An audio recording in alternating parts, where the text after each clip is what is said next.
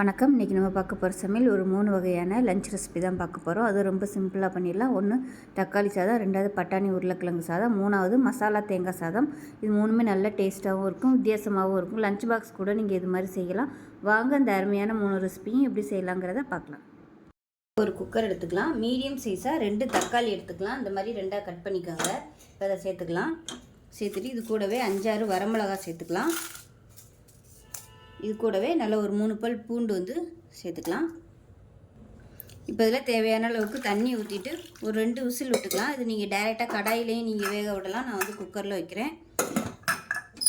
2 whistle விட்டுட்டு பார்க்கலாம். இப்போ 2 விசில் விட்டு ஸ்டீம் இறங்கிருச்சு. இப்போ இதை மிக்ஸி ஜாரில் சேர்த்து நல்லா நைஸாக அரைச்சிட்டுக்கலாம். ஒரு குக்கர் எடுத்துக்கலாம். தேவையான அளவுக்கு எண்ணெய் சேர்த்துக்கலாம். எண்ணெய் சூடானதும் 1 டீஸ்பூன் போல் சோம்பு சேர்த்துக்கலாம். கரம் மசாலா எல்லாம் சேர்த்துக்கலாம். பட்டை, கிராம்பு, ஸ்டார் அனீஸ் எல்லாமே சேர்த்துக்கலாம். இப்போ இது எல்லாமே நல்லா பொரியுது. மீடியம் சைஸாக ஒரு பெரிய வெங்காயம் நீளமாக நறுக்குனதை சேர்த்துக்கலாம். இப்போ பாருங்கள், வெங்காயம் நல்லா வதங்கிருச்சு. 1 டேபிள் ஸ்பூன் அளவுக்கு இஞ்சி பூண்டு பேஸ்ட் சேர்த்து வதக்கி விட்டுக்கலாம். இஞ்சி பூண்டு பேஸ்ட் நல்லா வதங்கிட்டு இருக்கு. ஒரு கை அளவுக்கு புதினா, கொத்தமல்லி பொடியாக கட் பண்ணிவிட்டு சேர்த்துக்கலாம்.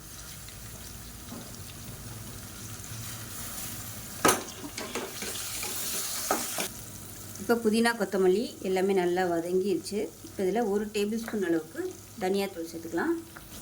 1/2 டேபிள் ஸ்பூன் மிளகாத்தூள், 1/4 டேபிள் ஸ்பூன் சோம்புத்தூள் சேர்த்துக்கலாம். நல்லா ஃப்ளேவராக இருக்கும். அதே மாதிரி 1/4 டேபிள் ஸ்பூன் அளவுக்கு கறி மசாலா சேர்த்துக்கலாம். கறி மசாலா இல்லை கரம் மசாலா எதுனாலும் சேர்த்துக்கலாம். இப்போ இது கூடவே சின்னதாக ஒரு தக்காளி பொடியாக கட் பண்ணதை சேர்த்துக்கலாம். இது நல்லா எல்லாமே எண்ணெய் பிரிய வதக்கிக்கலாம். இப்போ நம்ம அரைச்சி வச்சுருக்கிறது தக்காளி பேஸ்ட்டையும் சேர்த்துக்கலாம். சேர்த்து நல்லா எண்ணெய் பிரிய வதக்கணும் மீடியமான ஃப்ளேமில். இப்போ இதில் 1/4 டீஸ்பூன் போல் மஞ்சள்தூள் சேர்த்துக்கலாம். இப்போ தேவையான அளவுக்கு உப்பு சேர்த்துக்கலாம். இப்போ பாருங்கள், மசாலா எல்லாமே நல்லா எண்ணெய் பிரிய வந்துருச்சு. இப்போ பார்த்திங்கன்னா 1 டம்ளர் அரிசிக்கு 2 டம்ளர் தண்ணி எடுத்துருக்கேன். நான் பிரியாணி அரிசி தான் எடுத்திருக்கேன், பாசுமதி அரிசி. நீங்கள் ஜீரக சம்பா அரிசி கூட எடுத்துக்கலாம். இப்போ 1 டம்ளர் அரிசிக்கு 2 டம்ளர் தண்ணி நல்லா கொதிக்கிற தண்ணியாக சேர்த்துக்கோங்க. இப்போ இது நல்லா கொதிக்கட்டும். கொதிச்சதுக்கப்புறமா தண்ணி சேர்த்துக்கலாம். தண்ணி நல்லா கொதிக்க ஆரம்பிக்கவும் அரிசியை சேர்த்துக்கலாம். இப்போ பாருங்கள், அரிசி நல்லா இருக்குது. தண்ணி நல்லா கொதிக்க ஆரம்பிக்கும். இப்போ தண்ணி நல்லா கொதிச்சிருச்சு. இப்போ ஊற வச்சுருக்க அரிசியை சேர்த்துக்கலாம்.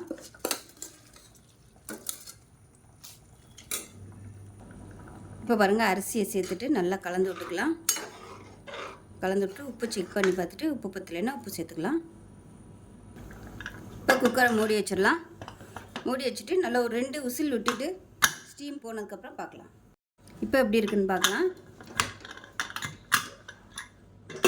பாருங்கள், சூப்பராக வந்துருச்சு. இப்போ கீழேருந்து மேலே வரைக்கும் பரட்டி விட்டுக்கலாம்.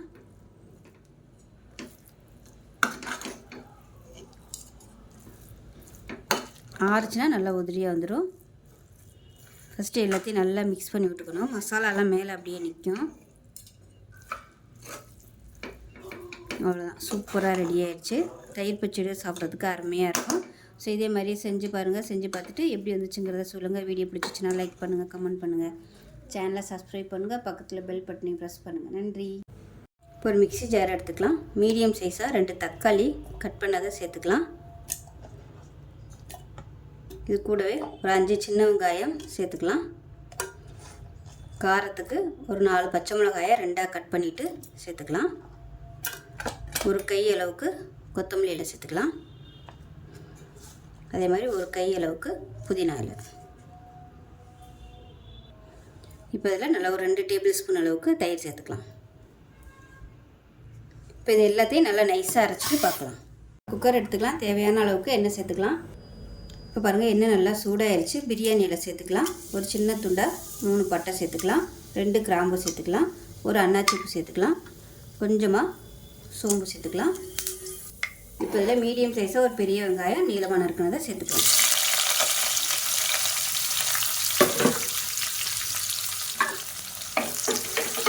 இதை நல்லா வதக்கிக்கலாம். இப்போ பாருங்கள், வெங்காயம் நல்லா வதங்கிருச்சு. இப்போ இதில் நல்லா 1 டேபிள் ஸ்பூன் அளவுக்கு இஞ்சி பூண்டு பேஸ்ட்டை சேர்த்துக்கலாம். இப்போ இதில் 1/2 டேபிள் ஸ்பூன் மிளகாத்தூள் சேர்த்து வதக்கி விட்டுக்கலாம்.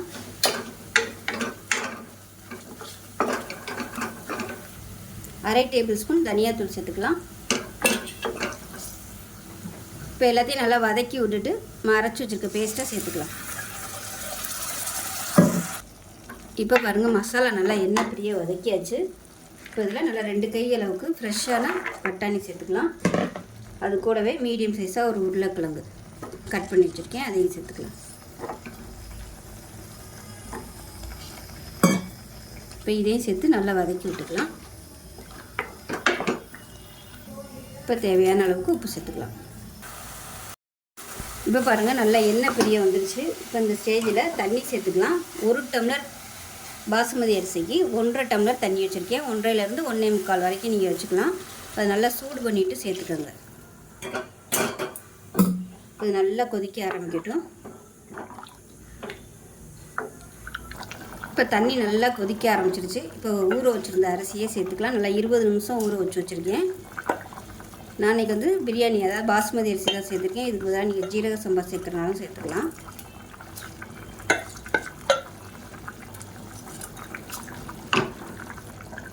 இப்போ அரிசியை சேர்த்துட்டு லேசாக கலந்து விட்டுக்கலாம். ரொம்ப கலந்து விட்டிங்கன்னா அரிசி உடையும். அதனால் லேசாக அந்த மாதிரி அடிப்பிடிக்காத அளவுக்கு எடுத்து விட்டுட்டு உப்பு செக் பண்ணி பார்த்துக்கோங்க. உப்பு கம்மியாக இருக்குது, கொஞ்சமாக உப்பு சேர்த்துட்டு ஒரு மிக்சிங் பண்ணிக்கலாம். குக்கரை மூடி வச்சுட்டு நல்லா ஒரு 2 விசில் விட்டுட்டு நல்லா ஸ்டீம் இறங்கினதுக்கப்புறம் பார்க்கலாம். இப்போ ஸ்டீம்லாம் போயிடுச்சு, எப்படி இருக்குன்னு பார்க்கலாம். பாருங்கள் சூப்பராக வந்துருச்சு. அரிசி ஒன்று நல்லா நீளமாக இருக்குது பாருங்கள்.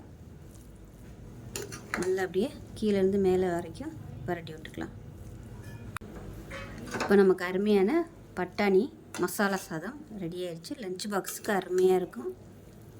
ஸோ இதே மாதிரியே செஞ்சு பாருங்கள். செஞ்சு பார்த்துட்டு எப்படி வந்துச்சுங்கிறத சொல்லுங்கள். வீடியோ பிடிச்சிச்சின்னா லைக் பண்ணுங்கள், கமெண்ட் பண்ணுங்கள், சேனலை சப்ஸ்கிரைப் பண்ணுங்கள், பக்கத்தில் பெல் பட்டனையும் ப்ரெஸ் பண்ணுங்கள். நன்றி. இப்போ ஒரு கடாய் எடுத்துக்கலாம். தேவையான அளவுக்கு எண்ணெய் சேர்த்துக்கலாம்.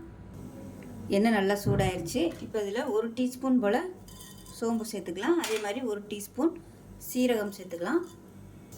இப்போ இதில் ஒரு சின்ன துண்டு பட்டை, ஒரு ஏலக்காய், ஒரு கிராம்பு சேர்த்துக்கலாம். கொஞ்சமாக கருவேப்பிலை சேர்த்துக்கலாம். மீடியம் சைஸாக ஒரு பெரிய வெங்காயம் நீளமாக நறுக்குனதை சேர்த்துக்கலாம்.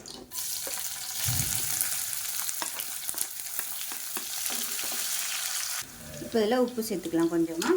வெங்காயம் சீக்கிரம் வதங்கும். இப்போ இதில் 2 பச்சை மிளகா சேர்த்துக்கலாம். 1/4 டீஸ்பூன் இஞ்சி பூண்டு பேஸ்ட்டு சேர்த்து வதக்கி விட்டுக்கலாம். இப்போ இதில் மீடியம் சைஸாக ஒரு தக்காளி பொடியாக கட் பண்ணதை சேர்த்துக்கலாம்.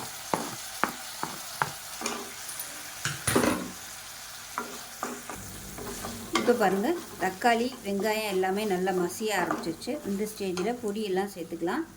1 டேபிள் ஸ்பூன் மிளகாத்தூள், 1/2 டேபிள் ஸ்பூன் தனியாத்தூள், 1/4 table spoon garam masala, 1/4 table spoon சீரகத்தூள், 1/4 டேபிள் ஸ்பூன் மஞ்சத்தூள் சேர்த்துக்கலாம்.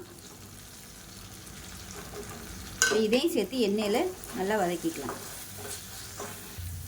இப்போ இதில் 1/2 கப் துருவன தேங்காய் சேர்த்துக்கலாம். சேர்த்து இதையும் நல்லா வதக்கி விட்டுக்கலாம் எண்ணெயில். இப்போ தேங்காய் சேர்த்து நல்லா வதக்கியாச்சு. மெஷரிங் கப்பில் 1 கப் அளவுக்கு சாதம் சேர்த்துருக்கேன். அதே கப்பில் இன்னொரு 1/4 கப் அளவுக்கு சாதம் சேர்த்துக்கலாம். இது கூடவே பொடியாக கட் பண்ண கொத்தமல்லி இலையும் சேர்த்துக்கலாம். சேர்த்துட்டு நல்லா பரட்டி விட்டுக்கலாம்.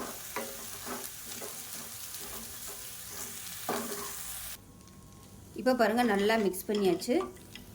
இப்போ இதில் உப்பு கம்மியாக இருக்குது, கொஞ்சமாக உப்பு சேர்த்துக்கிறேன். வெங்காயம் வதக்கையில் உப்பு சேர்த்துருக்கேன்.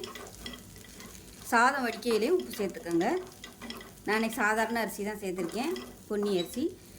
நீங்கள் பாஸ்மதி அரிசி கூட சேர்த்திங்கன்னா சூப்பராக இருக்கும். நல்லா நீளமாக இருக்கும். அவ்வளோதான். நல்லா கலந்து விட்டோம்னா சூப்பரான மசாலா தேங்காய் சாதம் ரெடி ஆகிடுச்சு. லஞ்ச் பாக்ஸ் கொடுக்குறதுக்கு அருமையாக இருக்கும். செஞ்சு பாருங்கள். செஞ்சு பார்த்துட்டு எப்படி வந்துச்சுங்கிறத சொல்லுங்கள். வீடியோ பிடிச்சிச்சின்னா லைக் பண்ணுங்கள், கமெண்ட் பண்ணுங்கள், சேனலை சப்ஸ்கிரைப் பண்ணுங்கள், பக்கத்தில் பெல் பட்டனை ப்ரெஸ் பண்ணுங்கள். நன்றி.